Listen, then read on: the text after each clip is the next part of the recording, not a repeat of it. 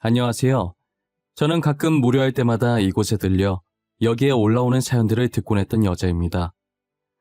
그동안 제가 봐왔던 사연 내용들도 그렇고 제가 여러분들께 들려드릴 이야기도 그렇고 비밀이라는 게 당장은 보이지 않지만 시간이 지나면 반드시 수면 위로 올라오기 마련인 것 같아요. 두 얼굴을 가진 사람들이 존재한다고는 하지만 제가 직접 두 얼굴을 가진 사람을 만나보니 정말 속을 갈라보지 않는 이상 그 사람이 무슨 생각을 가지고 있는지 전혀 모르겠더라고요. 제게 보여준 모습만 봐서는 절대 그런 생각을 가지고 있을 것 같아 보이진 않았거든요.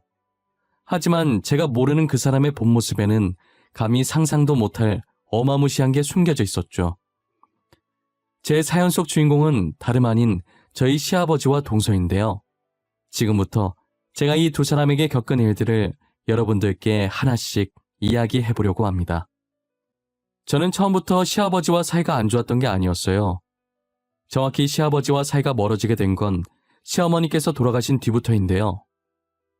저는 남동생을 하나 둔 남편과 결혼을 해 맏며느리로서 시부모님과 합가를 하며 살고 있었습니다. 당시 시부모님께서 제게 너무 잘해주셔서 시댁살이를 되게 편하게 했다는 생각을 하고 있었어요. 시아버지와 시어머니 모두와 사이가 좋았지만 그 중에서도 시어머니와 더 사이가 좋았었어요. 시어머니께서는 저를 우리 강아지라고 부르실 만큼 친딸처럼 이뻐하고 아껴주셨거든요. 정말 정 빼면 시체라고 해도 될 정도로 정도 많고 사랑도 넘치시는 분이셨죠. 하지만 그런 시어머니께서도 싫어하는 사람이 존재하긴 하더라고요. 제가 결혼하고 1년 뒤에 동서를 맞이하게 됐는데 시어머니께서는 동서를 무척이나 싫어하셨어요. 처음부터 싫어했던 건 아니고 동서가 시아버지를 대하는 태도를 보면서 싫어하게 되신 거예요. 동서는 시아버지 앞에서 오글거리는 말과 행동을 엄청 잘했거든요. 콧소리를 내며 시아버지를 부르고 시아버지 밥 위에 반찬을 올려주는 등 빤히 눈에 보이게 여우짓을 하는데 어느 누가 좋아하겠어요. 하지만 남한테 싫은 소리 못하시는 시어머니는 아무 말도 못하고 한숨만 쉬시는 게 다였어요. 저도 동서의 여우짓이 심하다고 생각을 했지만 이건 시작도 아니더라고요. 동서가 본격적으로 아양을 떨게 된 것은 시어머니께서 돌아가신 뒤였어요. 동서는 그동안 나름 시어머니 눈치를 보고 있었던 건지 시어머니께서 세상을 떠난 뒤로는 아예 대놓고 노골적인 여우짓을 해대더라고요. 동서가 저희 집에 놀러오면 자석이라도 붙였는지 시아버지 옆에 꼭 붙어서 떨어질 생각을 하지 않았어요. 저는 음식 준비를 하고 있고 동서와 시아버지는 거실 소파에 나란히 앉아 TV를 시청하는데 모르는 사람이 보면 서방님 와이프가 아니라 시아버지 와이프 같겠더라고요. 서방님도 시아버지와 잘 지내는 모습 좋다며 딱히 제재는 안 하는 눈치였어요. 저는 그 모습을 보고 있자니 참 가짠긴 했지만 그렇다고 동서가 저를 무시하거나 깔보진 않았기 때문에 시아버지께 잘 보이고 싶어서 저러나 보다 싶은 생각에 그냥 콧방귀만 살짝 끼고 말았어요. 솔직히 누구나 며느리로서 시부모님께 잘 보이고 싶고 이쁨 받고 싶은 건 당연한 일이잖아요. 저도 만약 애교가 많은 성격이었다면 동서처럼 시아버지께 행동하지 않았을까 싶기도 해요. 같은 며느리 입장에서 어느 정도 이해는 가기에 저도 딱히 별 생각 없이 넘어갔었어요. 저는 상대가 먼저 저를 깎아내리지 않는 이상 저도 상대방을 깎아내리지 않아서 동서가 무슨 짓을 하든 저한테만 피해 없으면 아무런 상관이 없었거든요. 그러다 갑작스러운 사고로 서방님께서 치료도 제대로 못 받아본 채로 세상을 떠나게 되신 거예요. 동서는 서방님이 죽은 후로 눈에 초점도 없이 살아가고 있길래 한동안은 제가 많이 챙겨줬었어요. 이대로 두면 정말 동서가 잘못될 수도 있을 것 같다는 생각에 걱정이 되더라고요. 서방님 따라가겠다면서 물 한 방울도 안 먹으려고 하길래 동서 설득하느라 애도 많이 먹었어요. 동서, 뭐라도 먹어야지. 지금 물 한 방울도 안 마셨어. 이러다 동서도 잘못되면 어떡하려고 그래. 밥 한 숟가락이라도 먹자. 내가 차려온 성의를 봐서라도 한 입만, 응?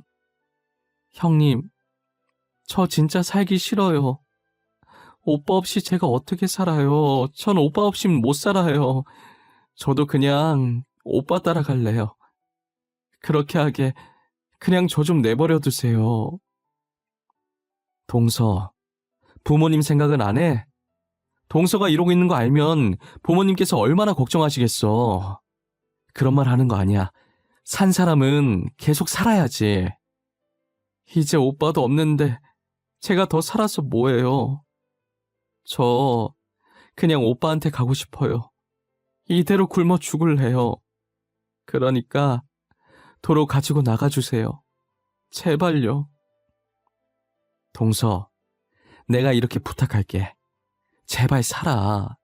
괜히 쓸데없는 생각하지 말고 제발 살라고, 응? 지금은 힘들어도 나중엔 괜찮아져. 그러니까 조금만 참고 견디자. 내가 도와줄게.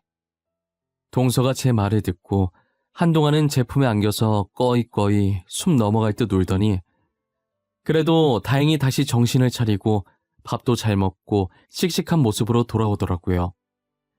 예전처럼 저희 집에 와서 시아버지와 TV 보면서 놀다 가고 그랬어요. 다시 밝은 모습으로 돌아온 동서를 보니 참 고맙고 대견하더라고요.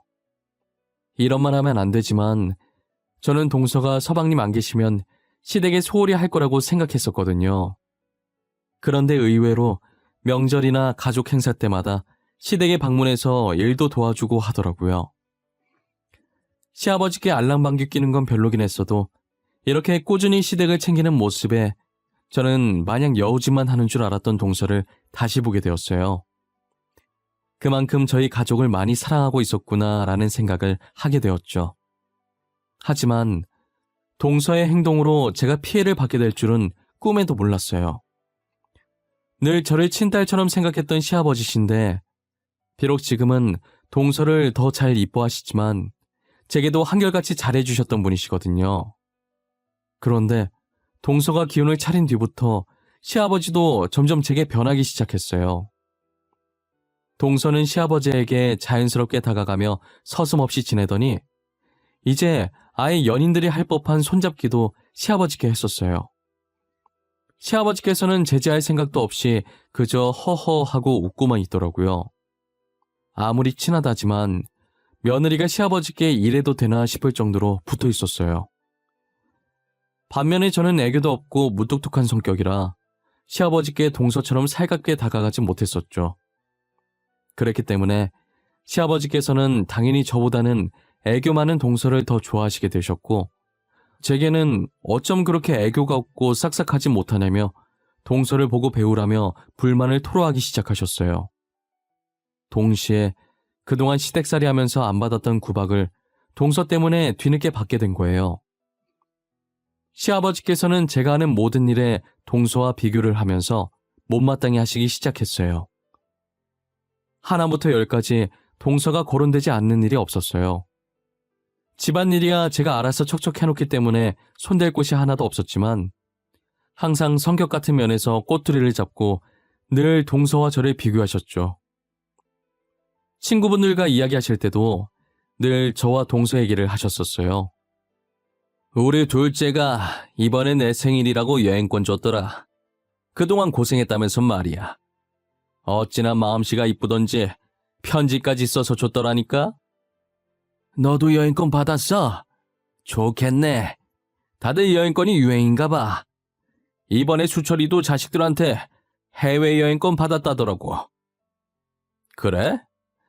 나는 며느리가 혼자 준비해서 해외까진 아니고 저기 가까운 제주도로 가. 나한텐 제주도도 감지덕지지 뭐. 애가 이쁜 게 이쁜 짓만 한다니까. 그럼 너네 맏며느리는? 둘째 며느리가 제주도 여행권이면 맏며느리면 용돈 줬을러나? 만만한 게 용돈이랑 여행권 아니냐. 평소에 맏며느리 너한테 엄청 잘하더만. 엄청까지는 아니고 그냥 용돈 100만 원 주더라고. 고맙긴 한데 선물은 정성이잖아. 걔는 성격이 안 좋은 건 아닌데 둘째보단 못해. 무뚝뚝해가지고 편지 한 통도 없이 돈 봉투만 덜렁 주더라. 야, 그래도 그게 어디야? 100만 원인데. 만약에 내 자식이 나한테 선물로 100만 원 주잖아? 정성이고 뭐고 하루 종일 얻고 다녔을 거다. 복에 겨워가지고 정성 타령이나 하고 있네. 시아버지께서는 저한테 뭐가 그렇게 불만이신지 항상 제 험담을 하셨었어요. 저는 나름 한다고 했지만 늘 시아버지 마음에 안 드셨고 저도 시아버지 반응에 맥이 빠졌어요.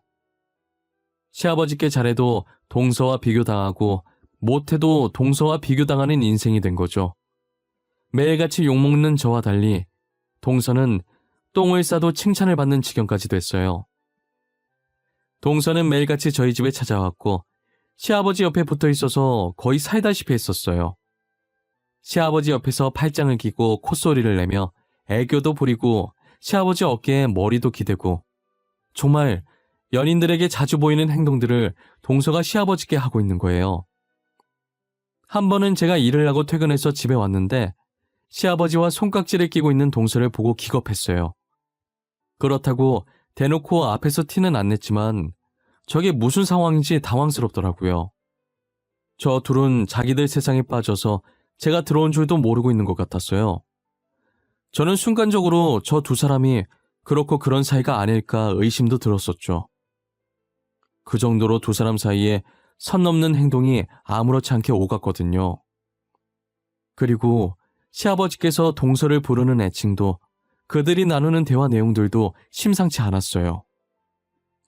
애기, 오늘은 회사에서 별일 없었나 봐. 매번 팀장한테 깨져서 화내더니 오늘은 잠잠하네. 그렇게 스트레스 받으면서까지 회사를 다녀야 돼? 그냥 일 그만두라니까. 에이, 뭐하러 일을 그만둬요. 일하는 거 스트레스 받긴 하지만 그만큼 재미도 있어요. 그리고 일 그만두면 할 것도 없어서 인생 재미없고 지루해져요. 돈도 없고. 재미없긴 왜 재미없어?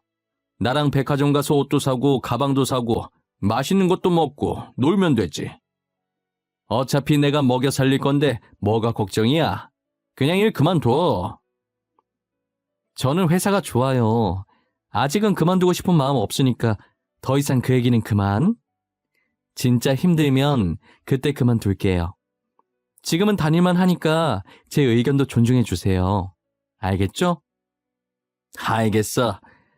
힘들면 바로 그만두기다. 나랑 약속한 거야, 응? 나 우리 애기가 힘든 거 절대 못 봐. 지금도 그 팀장 머리 잡아뜯고 싶은 거 참는 거야. 아유, 알겠어요. 진짜 못 말려. 저도 어른이거든요. 제가 알아서 잘해요. 맨날 애기라고 부르시더니 진짜 내가 애기인 줄 아시나 봐. 당연히 나이 많은 내 눈엔 네가 애기로 보이지. 너보다 나이 많은 우리 장남도 아직 애기로 보이는데. 저는 시아버지가 동서에게 애기라고 부르는 소리에 경악을 하지 않을 수가 없었어요. 너무 놀라서 저도 모르게 순간적으로 양손으로 제 입을 틀어막아 버렸죠. 제가 지금 무엇을 들은 건가 싶기도 하고 이 상황이 꿈인 건가 싶기도 했어요. 하지만 방으로 들어와서 제 허벅지를 꼬집어 보니 아픈 게 느껴지는 것이 꿈은 아니더라고요. 너무 충격적이라 남편에게도 들었던 걸 그대로 얘기해 주었어요. 여보, 내가 아까 뭘 들었는지 알아? 아마 당신이 들으면 충격받을걸? 나도 지금 이렇게 어처구니가 없는데 당신은 얼마나 황당할까? 왜? 뭘 들었는데? 나 웬만해서 안 놀라는 거 알지? 뜸들이지 말고 빨리 말해봐. 당신 말처럼 내가 얼마나 황당해할까 궁금하네? 아니 글쎄, 어제 동서랑 아버님이 내가 퇴근한 줄도 모르고 소파에 앉아서 이야기하더라고. 근데 아버님이 동서한테 뭐라고 부르는지 알아? 애기라고 불러, 애기. 애기? 진짜야? 아버지가 재수 씨한테 애기라고 했다는 거야? 에이, 설마. 당신이 잘못 들은 거 아니야? TV에서 그렇게 얘기한 거 아니고? 아니야. 아버님께서 애기라고 하는 거 내 두 귀로 똑똑히 들었어. 그리고 TV 켜져 있지도 않았어. 아버님, 동서한테 간이고 쓸개고 다 내어줄 기세시던데? 당신 말이 진짜라면 이거 진짜 충격인데? 둘이 뭐 있는 거야? 그렇지 않고서는 그런 애칭을 쓸 리가 없잖아. 그것까진 나도 모르겠는데, 근데 뭔가 있긴 있는 것 같아. 아버님이 동서 보고 회사 그만두라면서 먹여 살릴 수 있다 뭐 그런 얘기 하시더라니까? 남편은 제 말을 듣고도 도무지 믿기지가 않는다는 눈빛이었어요. 자기 아버지가 자기 재수 씨랑 그렇고 그런 사이 같다는데 누가 믿고 싶겠어요? 저도 제 시아버지와 동서가 그러고 있는 걸 목격하고 충격을 받았는데 남편은 저보다 더 충격이겠죠. 저는 그 둘이 사랑을 하고 있다는 것으로 확정지었고 아버지와 딸뻘인 것도 모자라 어떻게 시아버지와 며느리가 만날 수 있는지 정말 소름이 끼치고 시아버지와 같이 살고 싶지가 않았어요. 분가를 해야겠다는 마음 반과 그래도 혼자 계신 시아버지를 어떻게 두고 가냐는 마음 반이 충돌했죠.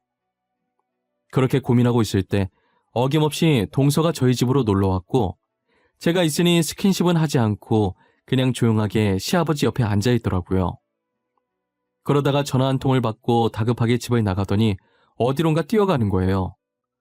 저렇게 나간 적이 한 번도 없었어서 급한 일이라도 생겼나 보다 싶었죠. 점심을 만들려고 냉장고 안에 재료를 찾는데 마땅히 쓸만한 재료가 없는 거예요. 그래서 나간 김에 일주일치 장을 봐야겠다는 생각에 지갑과 차키만 챙겨서 나갔어요. 원래 마트가 15분 거리에 있어서 보통은 차 없이 그냥 걸어서 가는데 이번엔 짐이 많을 것 같아서 차를 끌고 가기로 했죠. 차를 타려고 지하 주차장에 갔는데 어디선가 동서 목소리가 들리는 거예요. 저는 차를 타려던 걸 멈추고 소리가 나는 쪽으로 조심히 향했어요. 그러다 어떤 모르는 남자와 함께 있는 동서를 발견하게 됐죠. 그런데 동서가 그 남자에게 시아버지 얘기를 하면서 투정을 부리고 있더라고요. 저는 쎄한 느낌이 들기 시작해서 몰래 뒤에서 휴대폰 카메라를 들고 녹화를 하기 시작했어요. 자기야, 나 언제까지 이러고 있어야 돼? 다음 계획 아직 안 나왔어? 망할 놓친내가 나를 지 애인으로 생각하고 있다니까? 나한테 애기 하는데 진짜 토 나올 것 같아. 조금만 참고 있어봐.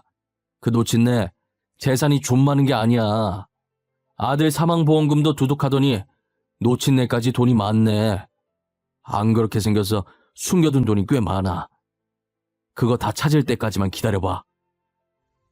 나 솔직히 너무 무서워. 내 남편 그렇게 만든 것도 솔직히 우리잖아. 지금은 단순 사고사로 넘어갔지만 나중에 들키기라도 하면 어떡해. 그 전에 빨리 떠야지. 조금만 기다려 보라니까 왜 이렇게 재촉해? 금방 끝나니까 조금만 더 참아, 어? 노인네가 알아차리기 전에 연기 잘하고, 알겠지? 언제까지 이 짓을 해야 하는데? 남편 죽으면 그만 끝난다고 했잖아. 지금 남편 죽은 지가 벌써 반년이야, 반년. 빨리 끝내자, 응? 놓친내가 계속 나한테 온단 말이야. 저는 그 두 사람에 대한 내용에 너무 놀라 소리를 지를 뻔했지만 혹시나 들킬까봐 입을 틀어막았어요. 알고 보니 그 남자는 서방님이 죽기 전에도 동서와 내연 관계였고 서방님이 사고를 당하던 그날 그 남자와 동서가 짜고 쳐서 사고를 낸 것이었어요. 처음엔 서방님 사망보험금을 노리고 시작한 것이었는데 어쩌다 시아버지 재산도 알게 돼서 이제는 시아버지 재산까지 노리고 있더라고요. 저는 그 두 사람이 대화를 나누는 모습을 하나도 놓치지 않고 영상으로 다 담아놨어요. 그리고 두 사람이 헤어지려고 하길래 재빨리 제 차 안으로 몸을 피신시키고 동서가 집으로 다시 들어가는 것을 확인 후 마트로 향했어요. 마트에서 장을 보고 집으로 돌아올 때까지 참 많은 생각이 들었어요. 그렇게 시아버지께 알랑방귀 껴가면서 애교를 부리던 사람이 저렇게 시커먼 속내를 감추고 있었다는 게 너무 놀랍고 징그럽고 소름이 끼치더라고요. 음식을 만들면서도 영상을 지금 보여줘야 하나 말아야 하나 고민했는데 그동안 시아버지께서 저와 동서를 비교해가며 험담을 한 것이 생각나 괘씸했어요. 그러다 며칠 동안 고민하게 되었고 드디어 결전의 순간이 다가온 거예요. 결전의 날은 바로 동서의 생일날이었어요. 아니나 다를까 시아버지께서는 동서의 생일을 챙겨야 한다며 온 가족을 부르더라고요. 저는 처음부터 그 영상을 동서 생일이니까 가족들도 다운 시점에서 지금 풀어야겠다라는 생각을 하지 않았어요. 그때까지도 영상을 보여줄지 말지 엄청나게 고민을 하고 있었던 와중이었어요. 그런데 동서가 시아버지께 생일 선물로 돈을 받고 고맙다며 또 스킨십을 하는데 너무 불편하더라고요. 이제 동서의 목적이 무엇인지 아니까 제가 너무 불편해서 안 되겠더라고요. 그래서 가족들이 있을 때 그 영상을 보여주기로 마음을 먹게 됐어요. 그렇게 한창 동서의 생일 파티로 분위기가 무르익기 시작했고 저는 몰래 남편을 시켜 거실 TV에 제 휴대폰을 연결시켜 달라고 했어요. 남편도 아직 안 본 영상이라 왜 그러냐고 했지만 저는 이유 묻지 말고 시키는 대로만 해달라고 했죠. 가족들은 식탁에서 즐기다가 하나둘씩 거실로 자리를 이동하더라고요. 자연스럽게 거실에서 다시 술 파티가 벌어졌고 모든 사람들이 거실 한가운데 모이게 됐어요. 화장실에 갔던 사람까지 다 온 것을 확인하고 저는 영화가 보고 싶은 척 TV를 틀려고 했죠. 하지만 동서가 파티 중에 생뚱맞게 무슨 영화냐고 제 손에 들린 리모컨을 빼앗으려고 하는 거예요. 혹시라도 제 계획이 틀어지게 될까 다급하게 분위기 있는 노래라도 틀겠다고 했죠. 동서는 다급해 보이는 제 모습에 미심쩍은 듯 하더니 알겠다고 하더라고요. 저는 다시 리모컨을 들어서 TV를 켰고 빠르게 그 영상의 재생 버튼을 눌렀어요. 그리고 가족들 목소리에 묻힐까봐 볼륨을 높여서 모든 사람들이 다 들을 수 있게 만들었죠. 남편은 제가 TV를 켠 것을 보고 가족들을 조용히 시켰어요. 잠깐! 다들 조용히 해봐. 지금 TV 봐봐. 저 영상 뭐야? 잠깐만. 저 여자 재수 씨 아니에요? 저거 동서 맞아. 동서 앞에 있는 남자는 서방님 죽기 전부터 만나오던 내연남이고 서방님 죽은 것도 다 동서랑 저 남자가 계획한 거야. 사망보험금 때문에. 재수 씨, 그게 정말이에요? 제 동생 진짜 재수 씨랑 저놈이 짜고 죽인 거예요? 그런 거냐고요? 당신 진짜 미쳤어? 어떻게 사람을 죽일 생각을 해? 아무리 돈에 미쳐도 그렇지. 서방님도 그렇게 죽여놓고 이젠 아버님까지 노려? 왜? 한번 해보고 안 들키니까 더 욕심이 났나 봐? 이 일이 안 밝혀질 거라고 생각한 거야? 아니에요. 형님, 저 여자는 아니에요. 닮은 사람이겠죠. 저 진짜 아니에요. 제가 왜 남편을 죽여요? 저 진짜 아니에요. 믿어주세요.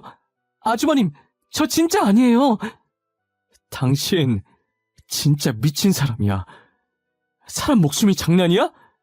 내 동생도 모자라서 아버지까지 죽이라고 해? 너 가만 안 둘 거야. 너 죽는 날까지 두고두고 괴롭힐 거야. 내 동생 고통도 다 돌려받게 할 거야. 영상을 본 남편은 동서를 죽일 거라고 달려들었고 저는 혹시나 남편이 사고라도 칠까 말리기 바빴어요. 시아버지께서는 그 영상에 그리고 저희 대화에 충격을 받아서 한동안 말을 못하고 허공을 보셨어요. 동서가 아니라고 믿어달라면서 시아버지의 바지가랑이를 잡았고 시아버지는 그런 동서를 보는 순간 정신을 차리셨는지 동서의 머리채를 잡고 패대기 치시더라고요.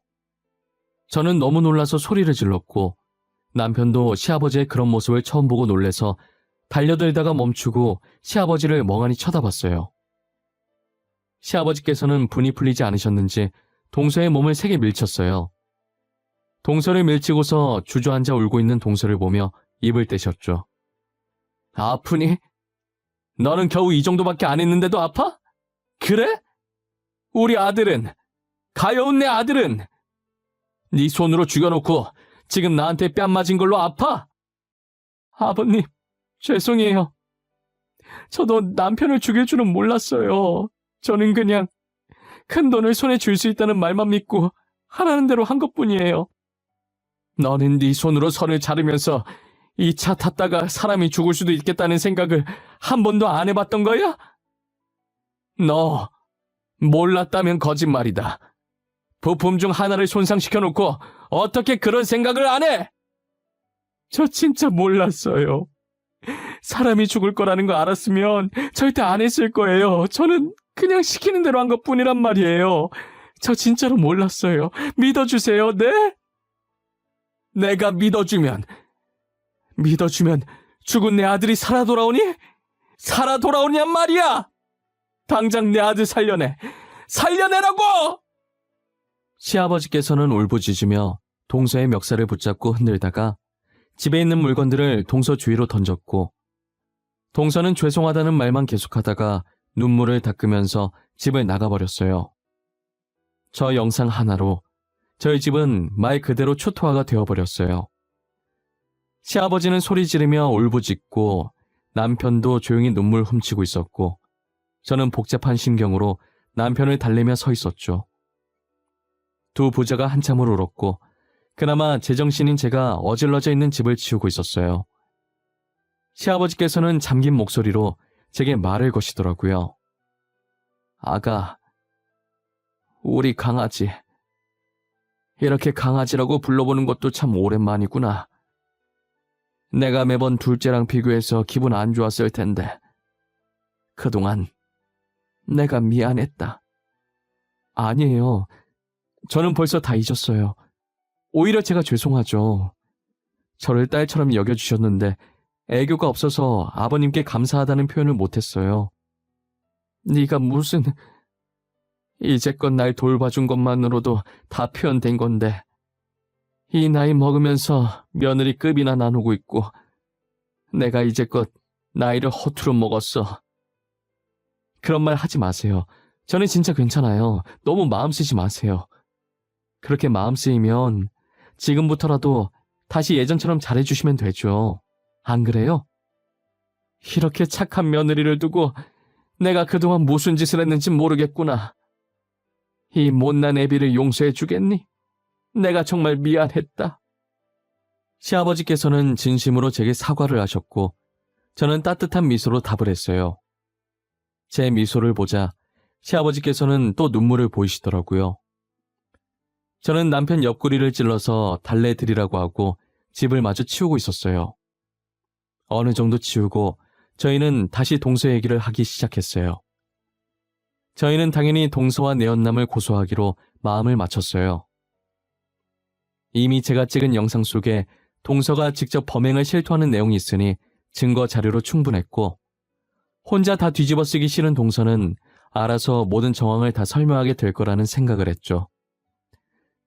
저희는 다음날 해가 뜨는 대로 변호사를 만났고 증거 영상을 제출해서 동서와 내연남에게 걸 수 있는 모든 죄들을 모조리 엮어서 고소를 진행했어요. 그 둘의 범행이 계획적이고 죄질이 나쁘다고 판단되어 결국 징역형을 피할 수 없었어요. 동서는 정말 반성을 많이 한 모양인지 들어가기 전에 시아버지께 죄송하다고 무릎을 꿇었어요. 시아버지는 동서를 못 본 척 지나갔지만 동서는 시아버지가 눈에 안 보일 때까지 계속 꿇고 있었어요. 저도 곧이어 한숨을 쉬고 남편과 함께 재판장을 빠져나왔죠. 아버님, 괜찮으세요? 안 괜찮으시겠지만 이럴 때일수록 힘내셔야 해요. 서방님도 진실이 밝혀져서 이제 편히 가셨을 거예요. 나는 지금 우리 아들 때문에 그런 게 아니야. 이미 죽은 사람인데 걱정해서 못하겠어. 너한테 너무 미안한 마음뿐이라 그런 거지. 너가 신경 쓰지 말라고 했지만 신경 쓰이는 건 어쩔 수 없구나. 저는 다 잊었다니까 또 그러시네. 아버님, 저는 진짜 괜찮아요. 아버님이 이러실수록 제가 더 불편해요. 그러니까 예전처럼 편하게 대해주세요. 그래야 저도 아버님을 편하게 대하죠. 우리 장남은 어떻게 이렇게 마음씨 착한 사람을 짝으로 데리고 왔는지. 나는 만약 죽게 되어도 장남 걱정은 안 해. 너가 옆에 있으니까. 그게 무슨 소리예요. 저희가 오래오래 같이 살아야죠. 시아버지의 표정을 보니 그래도 전보다는 한결 가벼운 느낌이셨어요.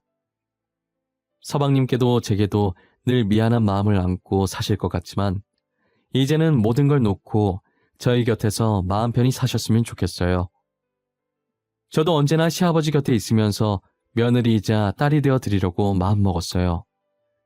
시아버지도 제게 잘해주겠다 마음먹으셨는지 동서에게 했던 것보다 훨씬 잘해주세요. 지금 반년이 지나긴 했는데 시아버지가 제게 잘해주시긴 하지만 아직도 저와 살짝 대면대면 하긴 해요. 저는 정말 다 잊고 시아버지를 평소처럼 대하지만 시아버지께서는 아직이신가 봐요. 계속 그런 감정 가지고 있어봐야 시아버지만 힘들어지실 게 뻔해서 걱정이에요. 그래도 지금 상태로 보아 조만간엔 정말 예전에 처음 제가 시집왔을 때로 돌아가지 않을까 싶어요. 그런 날이 왔으면 좋겠는 제 바람일 뿐인 것 같지만요. 제 이야기는 이제 여기서 끝마치려고 합니다. 제 경험을 통해 비밀은 세상에 존재하지 않는다는 것을 알려드리고 싶은 마음에 글을 써보게 되었어요. 지금은 비밀이 수면 위로 떠오르지 않았지만 언젠가는 이렇게 수면 위로 떠오르게 된다는 걸 잊지 않으셨으면 좋겠어요. 지금까지 제 이야기를 들어주셔서 감사하고 늘 건강하시고 하시는 일, 하시고자 하는 일 모두 잘 되셨으면 좋겠습니다.